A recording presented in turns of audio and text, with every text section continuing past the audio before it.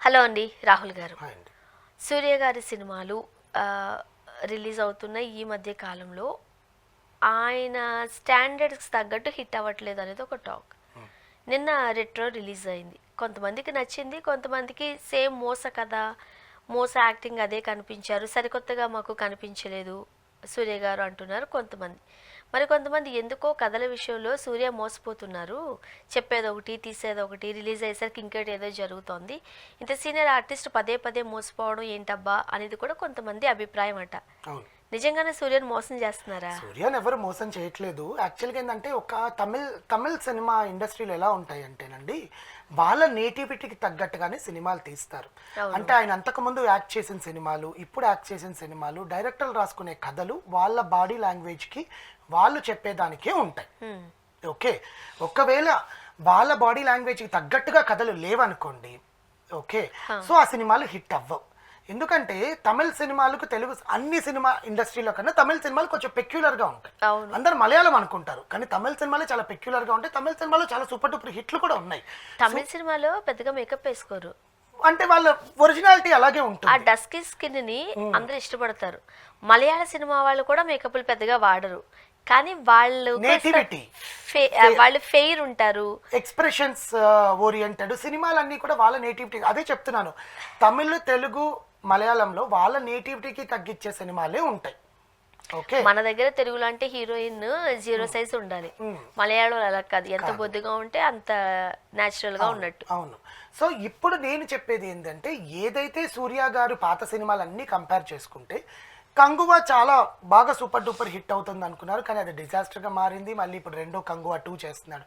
అంతకు ముందు కూడా తంది 2020లో వచ్చిన ఆ జై భీమ్ కానీ, ఇంకొక ఓటీటీ సినిమా కానీ, ఆకాశమే నీ హద్దురా అనేది, అవి ఆ సినిమాలు పందాలో సూర్య గారి సినిమాలు ఉంటాయి అనుకోవడం అనేది జనాలకి వెరితనం లాగా అయిపోయిందని ప్రూవ్ చేసేసారు ఈ రెండు సినిమాలు. కానీ ఎవ్రీ టైం అలానే అయితే కొత్త సినిమాలు ఇంకెలా వస్తాయి? అంటే సూర్య నుంచి ఎక్స్పెక్ట్ చేస్తారు కదా. సూర్య గారు బాగా చేయలేదని నేను అనట్లేదు, ఇది డైరెక్టర్ గారు ఆడియన్స్ కి పెట్టిన పెద్ద పరీక్ష.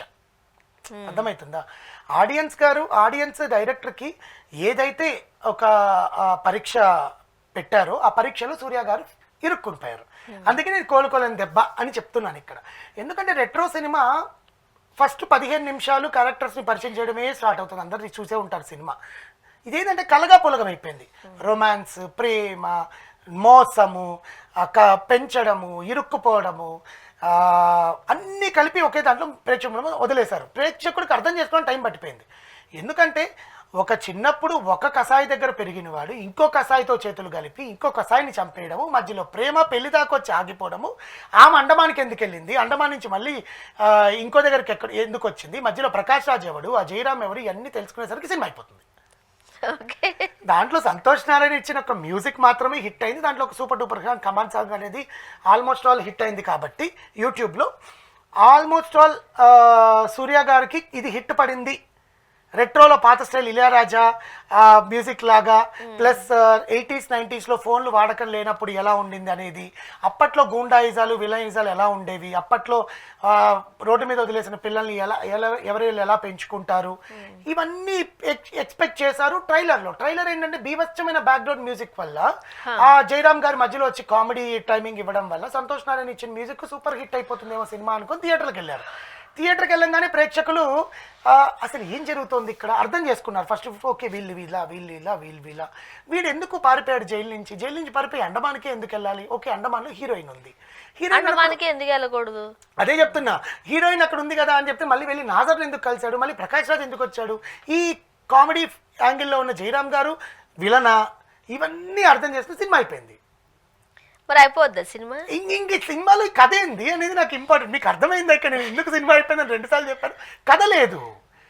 కథ లేనప్పుడు ఇప్పుడు కంగువా కూడా అదేగా ఉంది. ఎక్కడెక్కడ నుంచి ఏదో వస్తారు, ఒక సైంటిఫిక్ యుగం నుంచి వాళ్ళ పాత యుగానికి వెళ్ళిపోతారు, పాత యుగం నుంచి సైంటిఫిక్ యుగంకి వస్తారు. కంగువా నేను చూశాను. అది కొన్ని సినిమాలు చెప్తారు ఇది ఓన్లీ మినిమం డిగ్రీ చదువుకున్న వాళ్ళకే, అవును, మినిమం యూపీఎస్సీ ఎగ్జామ్స్ రాసే వాళ్ళకి అని పెడతా ఉంటారు అవును, డిస్క్లైమర్లు. అవును. అలా ఉంది కంగువ. అవును. అది మనం ఒక తరహా దగ్గర ఆగేసరికి ఇంకోటి వచ్చే పోతుంది. అవును.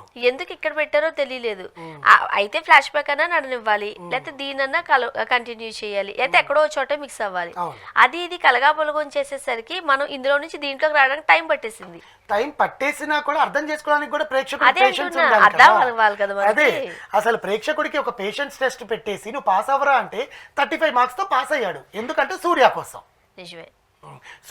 సూర్య లాగే యాక్ట్ చేశాడు కాబట్టి 35 మార్క్స్ తో పాస్ అయ్యాడు. లేకపోతే అసలు ఫెయిలే. ఇంకోసారి ఇంకో సినిమా కూడా ఉండదు.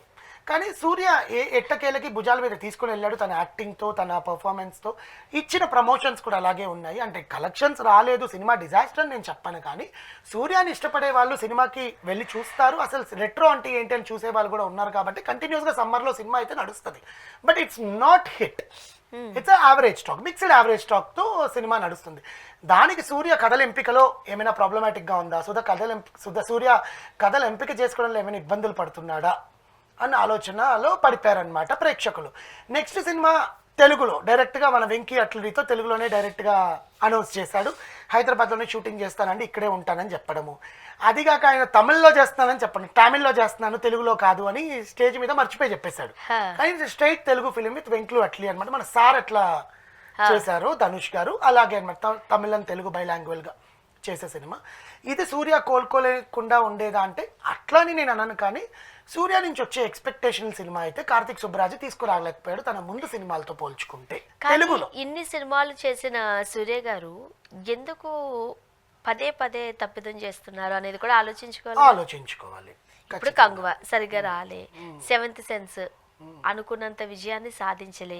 అలాంటప్పుడు ఆ టైప్ ఆఫ్ జోనర్ లో వెళుతూ ఉన్నప్పుడు కాస్త దాని మీద పట్టు పెట్టుకోవాలి. అది సూర్య లాంటి సీనియర్ హీరోకి ఆ కాన్సన్ట్రేట్ చేయాలి కదా, ఎందుకు చేయట్లేదు? అంటే ఏంటంటే మనకు డైరెక్టర్ ఆల్రెడీ 3-4 హిట్లు ఇచ్చేసినప్పుడు ఈ డైరెక్టర్ లో ఒక పసు ఉంటది, ఈ డైరెక్టర్ లో ఒక ఇది ఉంటది, గట్టు ఉంటది, చెయ్యొచ్చు అని కథ వినకుండా అయితే చెయ్యరు ఎవరు.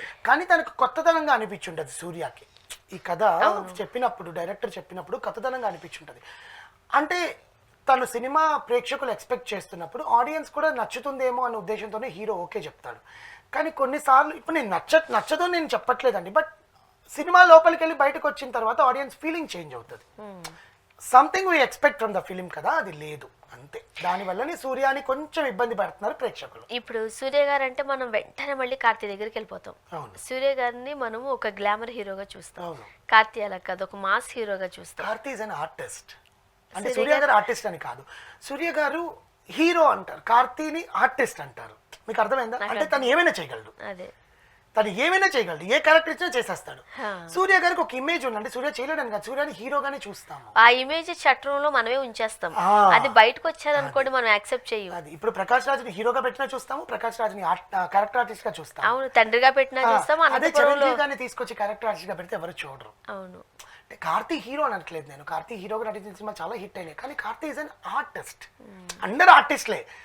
ఆర్టిస్ట్ అని నేను పర్టికులర్ ఎందుకు స్ట్రెస్ చేస్తాను అంటే అన్ని క్యారెక్టర్లో ఒదిగిపోతారు కాబట్టి. సో అది సూర్యకి కార్తీకి ఉన్న డిఫరెన్స్. సో మరి తమ్ముడు కొంచెం బాగా సెలెక్ట్ చేసేసుకుంటున్నారు, సూర్య కాస్త ఎందుకు వెనుకబడుతున్నాడు. ఈ కంపారిజన్స్ చూస్తే ఆ కంపారిజన్స్ ఏమి ఉండవండి, పెట్టుకోకూడదు కూడా, పెట్టుకోరు కూడా. వాళ్ళ ఇంట్లో ఉండవు, మనం పెట్టేస్తాం. వాళ్ళ ఇంట్లో ఉండదు, అందరూ నటులే. వాళ్ళ నాన్నగారు నటుడే, సూర్య నటుడే, వదిన జ్యోతిక నటుడే, కార్తీ నటి, అందరూ ఒకటే కదా. సో వాళ్ళ ఇంట్లో అంత విభేదాలు ఉండవు. కానీ ఇక్కడ సూర్య గారు కథల సెలెక్షన్స్ లో ఏమైనా ఇబ్బంది పడుతున్నారా, ఎందుకు ఇలాంటివి తీస్తున్నారని ప్రేక్షకులు కొంచెం, ఎందుకంటే సినిమాని ఇష్టపడే ప్రేక్షకులకు కొంచెం డిసప్పాయింట్మెంట్ ఉంటుంది. Thank you.